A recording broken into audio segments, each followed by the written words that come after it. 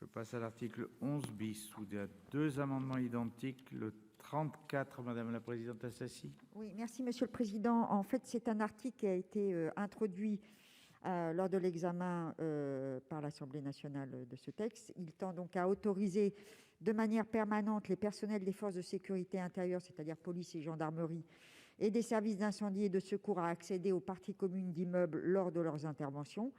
Avec cette disposition, les propriétaires ou les exploitants devraient s'assurer d'un tel accès. Actuellement, la police ou la gendarmerie peuvent être autorisés à accéder aux parties communes d'immeubles, mais avec l'accord de l'Assemblée générale d'une copropriété. A contrario, l'article propose un droit d'accès de principe pour les forces de sécurité intérieure et les pompiers. Alors que nous examinons un texte portant sur les services d'incendie et de secours, nous préférons circonscrire cette obligation d'accès pour les propriétaires aux seuls pompiers. Au regard des missions qu'ils réalisent, différentes des forces de sécurité intérieure, cet accès nous semble bien justifié en ce qu'il s'agit des services d'incendie et de secours. Cependant, nous ne souhaitons pas que ce dispositif soit étendu aux forces de sécurité intérieure, sachant que les parties communes demeurent, faut-il le rappeler, un lieu privé. Nous proposons donc de limiter aux seuls pompiers la possibilité d'accéder aux parties communes d'immeubles sans autorisation préalable et de maintenir le régime actuel pour les forces de sécurité intérieure qui bénéficient déjà de dérogations juridiques possibles. Merci. Amendement identique, le 79, Monsieur Durin. Oui, amendement identique pour compléter en quelques mots ce qu'a dit notre collègue Assassi. Effectivement, cette nouvelle rédaction mêle dans un même dispositif des mesures de sécurité civile et des mesures de sécurité intérieure, ce qui est totalement différent. Il nous semble que les conséquences en matière de responsabilité n'ont pas été mesurées en cas de défaut d'application de la mesure, pour quelque cause que ce soit, notamment parce que ce qui est proposé, c'est de remplacer le principe de l'autorisation d'accès par une obligation d'assurer l'effectivité de cet accès à la charge des propriétaires ou exploitants d'immeubles à usage d'habitation, sans prévoir de sanctions en cas de défaut de sa mise en œuvre.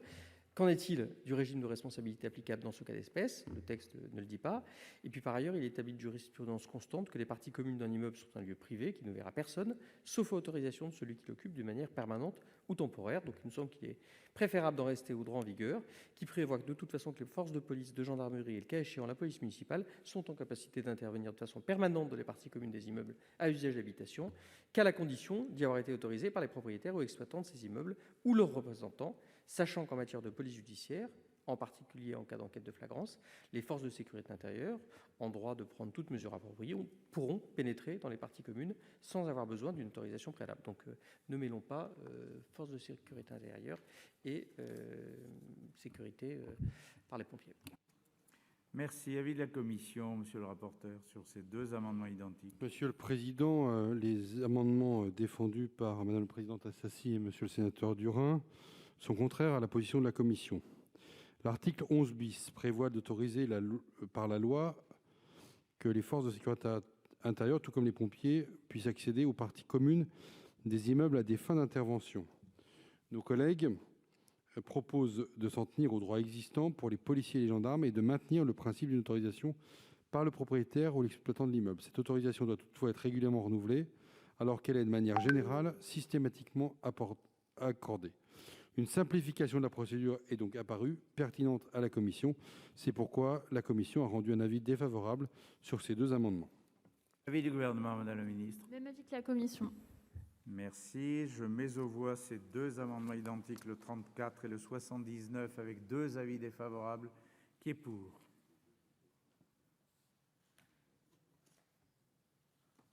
Qui est contre? Ils sont rejetés. Je mets aux voix l'article 11 bis. Qui est pour? Qui est contre? Il est adopté. À l'article 12.